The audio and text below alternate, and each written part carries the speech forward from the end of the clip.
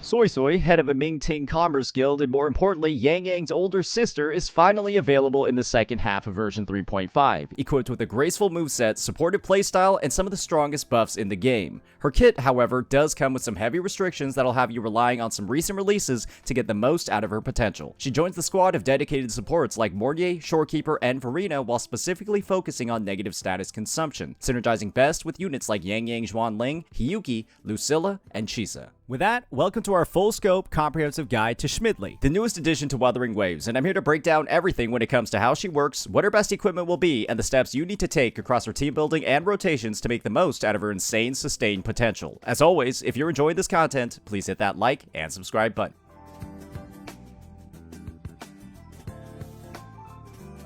Suisui, with her baseline kit, focuses on the generation and consumption of Cloud Breath to enter an enhanced state to build up another resource, Floral Epistle. Afterwards, she'll use her Liberation and Outro skill to provide massive buffs to the team, so naturally that generation of Cloud Breath is where we'll begin. Suisui begins the battle in Zephyr Stance, which is how you generate Cloud Breath. This is done in a variety of ways. The first is with her normal attacks. Her basic is a 4-hit attack chain, her mid-air attack is a simple plunge, and her dodge counter advances her to the 4th hit of her attack chain. Another method is with her Resonance skill, which will cause Suisui to thrust forward and generate Cloud Breath. Building up this resource is important because when filled, Suisui gains access to her enhanced skill, Awakening Spring. This consumes all Cloud Breath, pulls in enemies, and deals a massive burst of glacial damage, inflicts glacial chafe, and activates Suisui's Drizzle Stance. This ability also implies enrichment to the team, which causes incoming teammates to heal while removing the buff. In Drizzle Stance, Suisui gains increased interruption resistance and an entirely new moveset, with every attack restoring Floral Epistle, which has a cap of 600. Her basic attacks remain a 4-hit attack chain, but she gains grouping on her 3rd attack and inflicts 1 stack of glacial chafe on all enemies hit on her 4th.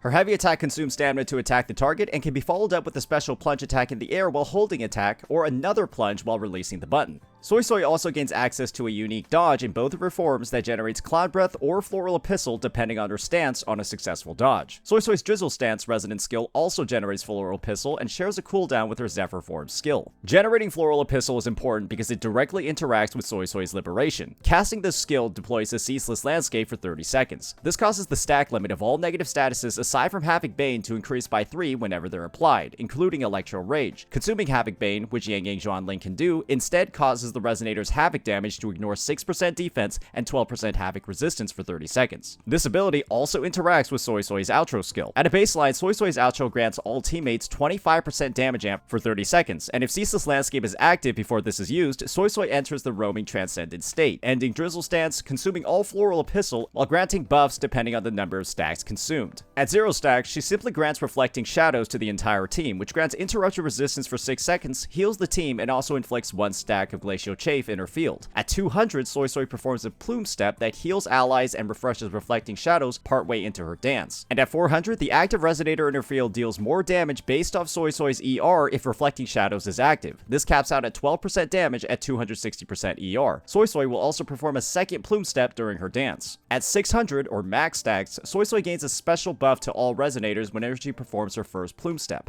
Whenever a teammate uses an outro with this buff active, they grant the incoming teammate Undulating Mist, which grants up to 50% attack depending on Suisui's ER whenever they consume a negative status, lasting for 14 seconds or until switched off field. The key word here is consuming a negative status, which means only Hiyuki, Yangyang, and Cardathea can activate this buff, and Cardathea scales with HP, not attack. This means Suisui only has 2 real DPS options at S0 that can fully benefit from this buff. Suisui also performs a 3rd Plume Step in her dance with 600 stacks consumed, refreshing Reflecting Shadows a 3rd time. The final part of Suisui's kit is her intro skill, which deals identical damage to her enhanced skill, Awakening Spring, while also immediately causing her to enter Drizzle Stance, completely skipping her Zephyr form attacks for the 2nd rotation onward. When you factor in all of Suisui's abilities, resources, and interactions with each other, she has an absurdly simple playstyle that involves generating Cloud Breath and Zephyr Stance with basic and skills before using Awakening Spring to nuke the enemy and enter Drizzle Stance. From there, she'll build up 600 Floral Epistle, Liberation, and then Outro to her next teammate, beginning her roaming Transcendent state and applying massive damage buffs and survivability to her entire team. From her 2nd rotation onward, she'll enter the battlefield in Drizzle Stance, dramatically speeding up future rotations. When it comes to her inherent skills, her first causes Enrichment to grant 10 stacks of Spring's Birth when consumed. If a Resonator's HP isn't full, 1 stack will be consumed to heal them every 2 seconds. Her enhanced skill and intro skill will also restore 18 more points of Concerto, 13 more points of Resonance Energy, and gain 20% crit rate and 240% Glacial damage. Her second causes KO teammates to revive and heal for 50% of Suisui's current HP, while she loses the same amount. Suisui cannot KO from this effect, and it has a cooldown of 10 minutes. Overall, Suisui is a character who adequately fills the role as a general buffer, but has her true potential in negative status lineups that focus on consuming negative statuses with the main DPS. This makes her the ideal teammate for units like Hiyuki or Yangyang Zhuanling, but she can still perform at decent levels in Fusion Bursts with Aemeath and Denya, even without Undulating Mist's massive attack buff. However, it's not recommended to pull Suisui unless you can comfortably have at least 2 teams to run her with, especially if you have an existing negative status support like Chisa. However, with special lines pointing to Electro Rage and everyone knowing Mengzhou Sentinel is Electro, well, we'll just have to see when Scene comes out. When it comes to actually building Suisui, starting with skill priority, you'll want to max out her intro skill and resonance skill to maximize the only damage in her kit. Every other ability can be kept at level 1, but you can choose to invest into her liberation to increase her healing. For her weapons, there are only 3 real options that focus much less on damage and more on her supporting ability. Let's start off with her signature, First Light's Herald. This weapon provides low base attack, massive ER, HP, and a small amount of Concerto when using a liberation. It stacks up 2 effects when inflicting Glacial Chafe and healing that causes allies to receive 20% attack if they're both active, which Suisui maintains permanent uptime on during her rotation and outro skill. This weapon is tailor-made for Suisui as it provides even more buffs on top of her existing ones and stats that easily allow her to reach her ER requirements, but you can easily make do with the 4-star option if you're willing to give up some of these buffs at a much cheaper price. That brings us to Variation, a weapon with a very low base attack, slightly less ER than her Sig, but the same Concerto boosting effect when using a resonance skill that is much easier to get multiple refinements on. I recommend this to most players as the additional 20% attack from Suisui's signature to the team isn't quite worth close to 80 limited pulls. A third option, if you somehow don't have a Variation, is Call of the Abyss, the free craftable rectifier from Renicida's Tower exploration quest that provides a healing bonus but no Concerto. This is a copium option, but the best choice without a Variation, and it's free. Every other weapon simply isn't worth it, so stick with these. For Suisui's Echoes, she has 2 main options. Her best in slot, Song of Feather Trace, grants attack to the team based off ER, capping at 250% if the wielder applies Glacial Chafe, which Suisui easily does in her rotation. However, Suisui can also run Rejuvenating Glow with the Fallacy of No Return for similar results. Her stats on the Echoes will remain identical across builds. For her Echo main stats, you want an HP or crit damage 4 cost, 2 ER3 costs, 1 Glacial damage if you have her signature, and 2 HP 1 costs. For her substats, you'll prioritize ER on 4 to 5 of the pieces, crit rate up to 20%, HP, and critical damage. However, Suisui's overall damage contribution to teams is incredibly low even with good substats, so mainly focus on ER for a budget build, which should be most of your builds. Your goal is to reach 260% ER to maximize all of her team-wide buffs. The last area of investment when it comes to Suisui involves your wallet or a lot of saved Astrite, sequence nodes. But it's important to keep in mind that Suisui's nodes aren't really that great. Her first widens her team cons by granting Undulating Mist's attack increase after simply inflicting or dealing negative status damage, allowing teams like Zani or Aemeath to trigger its 50% bonus. Reflecting Shadows also has its duration increased by 6 seconds, and she gains interruption immunity during all of her Drizzle stance attacks. This is a very expensive investment just to add 2 more optimal team comps to Suisui, but it's there. Her second causes active resonators within her field to gain 50% critical damage when inflicting a negative status or dealing the damage that isn't Havoc Bane. However, she does apply it if Havoc Bane is consumed on the target,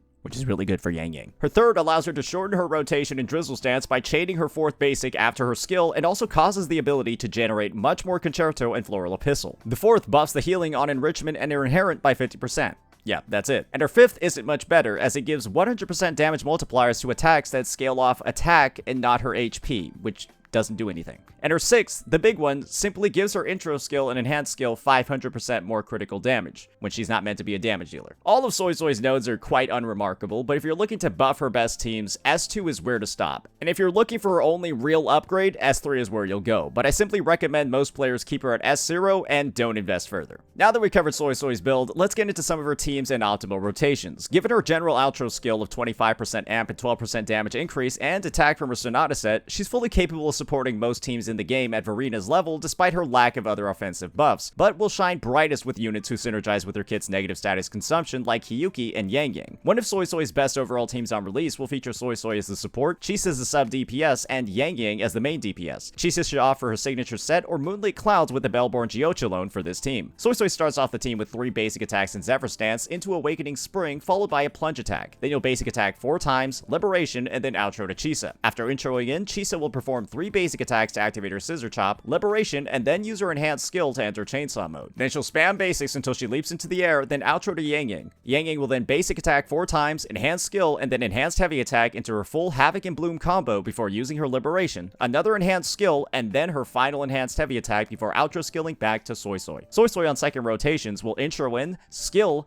dash cancel it, and then perform 4 basic attacks into her Liberation and outro. You might ask why we're not doing a plunge like in the previous rotation. That's to make sure that you can activate Variation's effect if you have it equipped, because you likely do because her signature sex. You can opt to swap in a Rebecca or a Mortefi into these teams to save Chisa for other lineups, and I recommend you do this especially in game modes like End State Matrix where Chisa only temporarily has 2 uses. You can even use Forlova if you're tackling Whimpering Wastes as well. Another one of Suisui's best teams will feature Lucilla as the sub DPS and Hiyuki as the main DPS. You'll perform the same opener as stated previously, then Lucilla will intro in, hit the timing on her skill to max out her Forte and buff her team, and then Liberation before holding down the attack button to consume her Forte with enhanced attacks before outroing to Hiyuki, who will basic attack, echo skill and Liberation, and then basic attack 3 times, dodge, basic attack 3 more times, and then double cast her Resonance skill into her Yai attacks. Then, after performing 3, you'll then use her enhanced heavy attack, followed by her Liberation, and then you'll outro back to Suisui for another rotation. You can opt to swap in Linnae for Lucilla as well for higher damage on nukes, but lower overall Glacial Chafe damage and still get great results. Like mentioned before, Suisui, Denya, and Aemeath are all playable in Fusion Bursts, but the team is outright better using Chisa in a simple rotation in all situations unless your Suisui is S1. But if you quick swap, Chisa and Lupa both outperform an S1 Suisui. She can be used, but it isn't recommended. Unfortunately, this is where Suisui's noticeable teams end due to her lack of negative status consumers on the roster, and she has very little viability in quick swap too, given her heavy buffing and tight rotation. At the end of the day, Suisui is a unit that has respectable baseline supporting abilities, but shines spectacularly with some of the newest releases to the roster. However, it's clear that her team comps do expand with more sequence nodes, but not in a way that's comparable to past releases like Mornier, getting to the point where that investment isn't even recommended at all. It's clear the potential her kit has for expansion in the future, and with how she's a best in slot for multiple DPSs in the present, it's a great idea to invest in her as long as you've got some of her best partners currently. If you don't, however, she's best saved for a rerun, much like how Mornier shouldn't have been prioritized unless you were pulling Toon units like Aemeath or Luke. Given the news of Sin, Electro Rover's kit, you'll likely have another use for Suisui very soon.